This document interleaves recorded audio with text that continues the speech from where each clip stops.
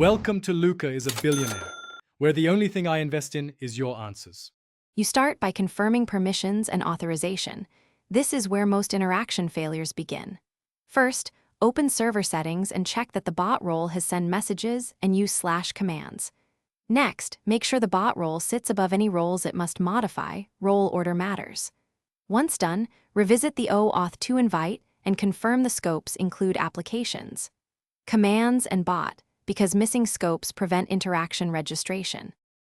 Now focus on command registration and intents. These affect whether Discord recognizes your interactions.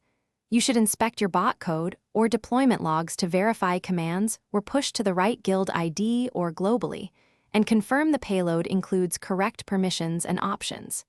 If you changed command structure, re-register commands and restart the bot process so Discord refreshes them. Also, make sure your bot connects with the correct gateway intents to receive interaction events.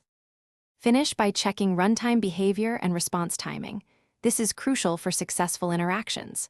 Look at logs for authentication errors like 401 or 403 and confirm your bot acknowledges an interaction within 3 seconds.